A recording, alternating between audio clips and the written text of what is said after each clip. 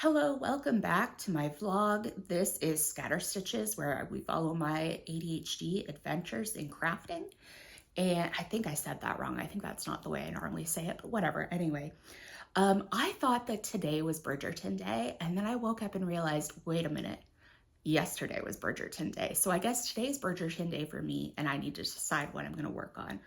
I have a few options. So first of all, there is an event coming up for diamond painting that's being hosted by Diamonds and Washi, and then another channel. Oh, I'm forgetting now. It's either Diamonds and Diet Coke or Diamonds and Dr. Pepper. I know it's one of those ones where it's like diamonds and then a type of pop, but I forget which one it is. I'm really sorry. But anyway, I have things falling everywhere because there's a huge mess. I have this Diamond Art Club Cinderella by Molly Harrison that I really want to work on. It's a round diamond kit, which you can tell because it's pink and it's got the circle here. But anyway, the event is called Fairy Tale and Folklore, I believe. And I had actually been saying in a Discord, a crafting Discord that I'm in late last year, that I was hoping that someone would do some kind of fairy tale event because I really wanted an excuse to work on this. I do have a ton of diamond painting whips already going, but whatever. Anyway, so one thing I could do today, especially while watching Bridgerton, is I could kit this up because the event starts February 1st. Today is either the 30th or the 31st. I can't remember. I think today's the 30th that I'm recording this on. So a couple of days, so I could get that done. Another thing I have to do, which actually I just realized ironically is also Cinderella, is I have a cross stitch chart. It is the mini version of Cinderella once again, but this one is by Amy Stewart. And I bought all of the floss that I need, but I need to kit it up. So I have the floss boards, like the plastic floss boards, and I like to cut my threads into 1 meter sections before I begin. Although now that I say that, I'm kind of thinking, I'm like, maybe I should do them 2 meters long because I'm doing it on 16 count and I'm doing 2 threads over 1. So I'm thinking if I do it 2 meters long, then I can do a loop start. I don't know. I'll have to think about it. I mean, I can do a loop start on a 1 meter thread and I'll just have a shorter thread, but I don't know. I'll have to think about it. But anyway, I need to kit up this. So that is another thing I could do while I'm watching Bridgerton. The other thing is I have been working on my crocheted version of the Sophie scarf. Let me just pull the hook out. So this is where I'm at so far. So I think I've done all the increases that I want to. It is not rounded at all. It is just a diagonal, even though there's quicker decreases here and slower decreases here, but it's not come down, it has not come out rounded at all. And it doesn't frog very well, this Lion Brand respun recycled polyester yarn. So I don't really want to rip it out and do it again. I think I'm just going to keep going like this, and it's just going to be kind of a bit of a boxy hood. I was kind of thinking, because I do really want to get into pattern designing, and I think that it could potentially be a good stream of income for me at some point in the future, maybe. But, you know, I was kind of thinking, well, should I try to make it for a pattern or a tutorial on YouTube? If I did, I would really have to rework these increases on the hood. Sorry, these are increases because we're going down. At first I was like, well, it's basically just a version of a Sophie hood. So it seems very like derivative, I guess. But the thing that is really different and original about it is the construction. It's the fact that it's going to start from the beginning, or from the middle of the head and go down. And then you're going to pick up on the other side and go down. So both sides match. You don't have increases on one side and decreases on the other side. So I don't know. I guess maybe that's pretty original. I would definitely use a different yarn. I don't think I ever want to buy this respun yarn again. I am not enjoying it at all. I'm getting a little better at working with it faster. I'm getting a little better at being able to pull the loop pull through all the loops of the half double crochet better, but I still just don't love it. The other thing that I don't have here to show you is I actually want to make a version of a sweater that was originally done by a channel called Koala Knits and Knacks. It's a nice lady called Shelly. Love her videos, love her patterns, very good tutorials. But it is machine knit on the centro. And I've had for quite a while a whole bunch of red heart, no, not red heart, sorry. I keep wanting to say red heart because it's called Heartland, but it's actually Lion Brand Heartland. But it has a hood on it. And I'll see if I can like put a picture or a screenshot or a link to the video or something like that in here so you can see it without, you know, it's not just me sitting here talking with you, nothing for you to look at. But it does have a hood on it, but the hood is a lot smaller than other hoods that I've seen made on the Centro. So I kind of want to make the hood her way and see how it fits before I decide which way I want to do my hood for my my Centro pattern that I'm gonna do for the hooded scarf. So there's a good chance I could pull out the Centro and just be working on cranking all of those tubes for the cardigan while I watch Bridgerton. I'm not sure. I feel like I'm probably gonna work on the Sophie hood. The crocheted Sophie hood. I really wanna get it done. I really wanna work on it more. We'll see. I have a lot of finishes, which never happens. I never finish anything. So this is really exciting. The first one's just a small thing. It's just a little scrunchie. So this is out of the Premier Just Chenille yarn that I got from Dollar Tree. Yes, Dollar Tree. So very cute. I'm gonna see, well, okay. I think I'm gonna see if I can like maybe put these on Facebook Marketplace and just kind of liquidate them. I don't think I really want to try to get into being like a crochet goods business. I feel like it's just not like a great return on money. And I just like with my mental health issues and like my disability and stuff like that, I tried to say share, oh my goodness. I tried to say fairs and shows at the same time and I said shares, but anyway, craft fairs, craft shows are very difficult for me to do, very draining. So I just don't feel like trying to get into like making items to sell is that good. But I think in cases like these where I have like extras, maybe I'm gonna see if it'll work if I can just kind of list them like on Facebook Marketplace and essentially just kind of like sell them for more yarn money to reinvest into making things like essentially for the channel and for my own enjoyment and whatever. Okay, the other things that I finished were I finished 2 of these Mosu, oh, that one's not done up. 2 of these Mosu Japanese knot bags. This one I have my scrunchy stuff in it. All my scrunchies and my yarn and everything for the scrunchies. So as you can see, so it's a bag and your straps are, I think I'm showing you the sewn side that's not so nice. The straps are 2 different lengths and you feed the long strap through the little strap and that's what gives you that Japanese knot style. So I started this one first and I majorly underestimated how much yarn it was gonna take. I thought I only needed like 100 grams of cotton. As it turns out, you need like 250 basically. But anyway, so here's the first one. So this one I followed the pattern the way that it said, and I did not, oh no, there's tails not woven in. Uh-oh, I thought it was completely done. But I did not like how it came out with this holy bit in the bottom where you pick up in the initial chain.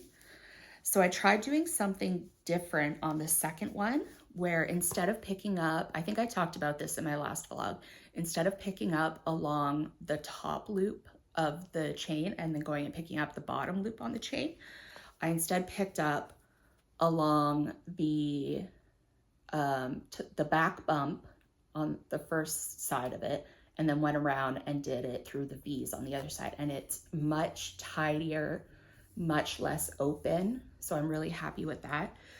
These bags though, there's a few things I'm not that crazy about. I'm not crazy about how you sew the straps together.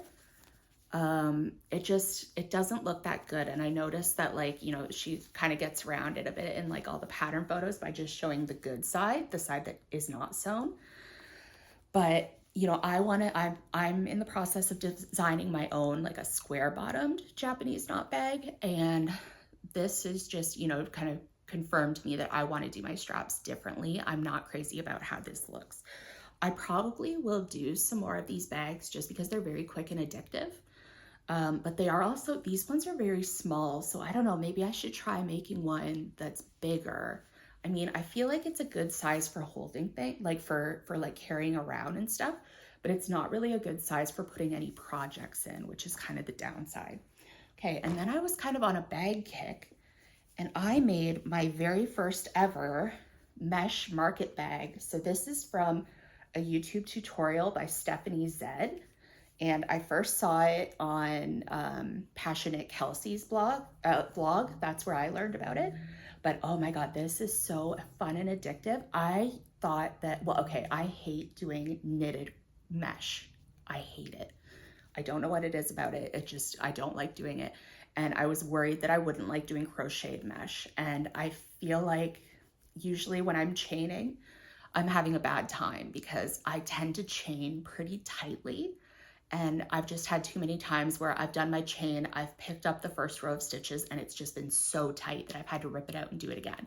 But you don't have to worry about that in this. And actually, I think the tighter crochet chains are actually good for the mesh because then it's not too like open and flimsy. I had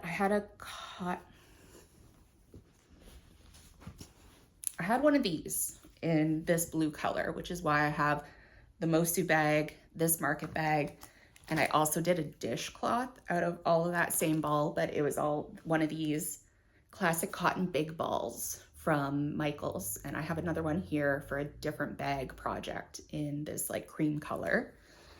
But it is 400 grams. So I was able to get all of this out.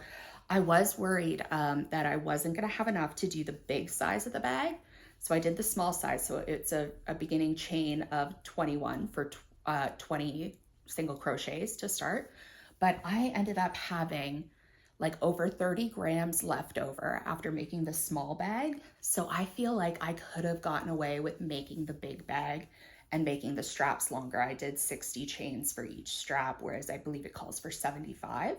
But I thought I was gonna run out for sure because they said you need like 250 grams of cotton yarn to do the big one, but this was only like, I don't know, like 150 grams or something like that for this small one. So I feel like I could have got the big one out of here, but anyway, it stretches a lot, it holds a lot. I definitely want to make some more of these. The only thing that I didn't really like about it was that you do the same thing where you pick up through the back bump and it gives you this really beautiful finished edge. So it looks basically the same on both sides, your beginning edge and your ending edge. It is kind of a pain and pretty slow to pick those all up through the back bump, but I think it's definitely worth it for that look. Okay, let me show you the last thing I made. I know I said I was gonna show you how you make a hat on the Centro, but I'm gonna have to do that with different yarn because I just wanted to finish this last night and get another finish. But this is leftover scarfy yarn. I made a set of a crocheted hat and scarf out of this scarfie for my future mother-in-law, and I had 2 balls of it. And so this was what was left over, and I got a whole hat out of it. At first I was worried that I would have to do a not folded brim, which I don't prefer because the thing is that there's no, oh, that hole is quite big right now, oops. There's no decreases at the top. You just gather it all and cinch it shut. So it's a little bulky at the top. So really you want it to be a slouchy hat. And I feel like the slouchy hat, I was just worried that I was gonna run out and that, oh, sorry, we lost the ring light. I'm gonna keep going though. Anyway, I was worried that I was gonna run out of yarn and that I would have to do a not folded brim, but actually I do my hats 140 rows and I had enough yarn to get 136 rows. So it's basically the same. This is technically, it's listed as a bulky weight yarn, but I disagree with that. I think it's more of a worsted. There are some slub parts of it that are thick and I had to kind of like help those under the little teeth of the pins on the machine. But anyway, this just needs a pom-pom on it and it's good to go. Okay, I think that's gonna be enough yapping for now. I'm gonna get to work on making something and watching Bridgerton. I'm not sure which one I'm gonna do, but I'm gonna see if I can do a bit of recording and showing you me working on the stuff so that it's a bit more vlog and a bit less podcast like. So I'll see you in those clips.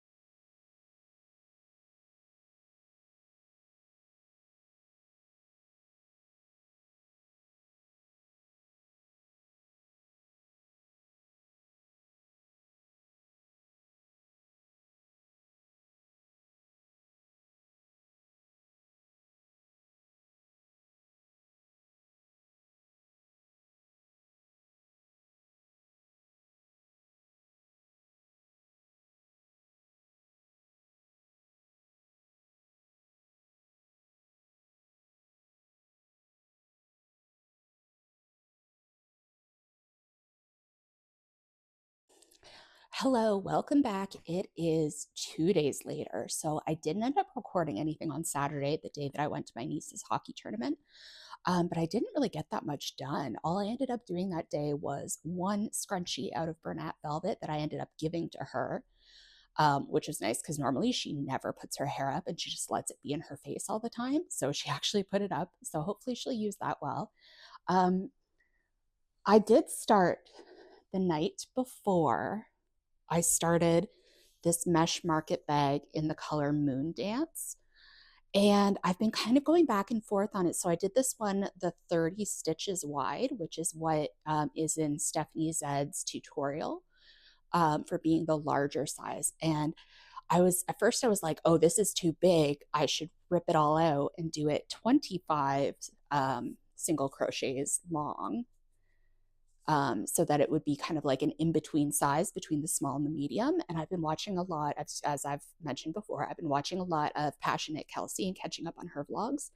And I know that she mentioned a couple of times that she does her mesh market bags following the same tutorial, but she does them 25 long.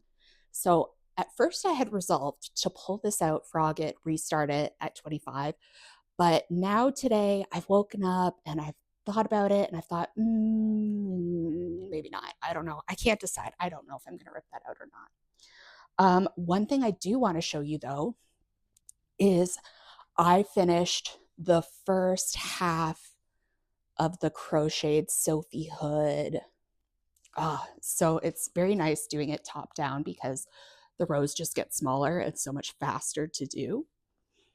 But anyway, okay, I know at first I said that I was afraid I was going to run out of yarn. As it turns out, it looks like I'm going to get this whole thing out of one skein of this Lion Brand respun. And that means I'm going to have a second skein of Lion Brand respun in this same color that I'm going to have to figure out something to do.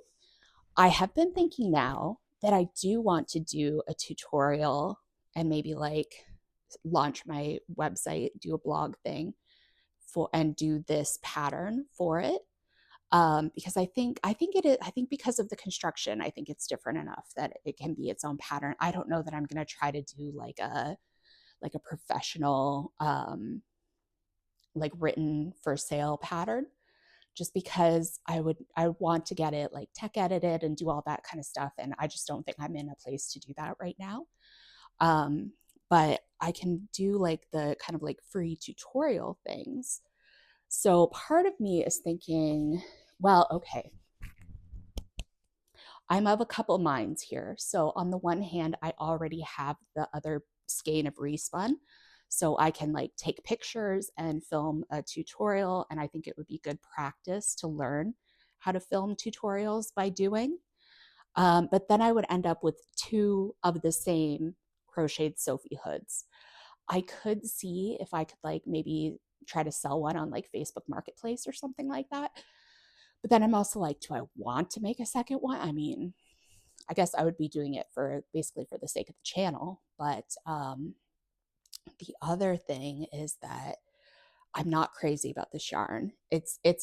I've gotten used to working with it. It's not splitting as much, but every couple of rows, I'll see a stitch where I didn't catch all of the plies of the yarn and I have to rip back and fix it.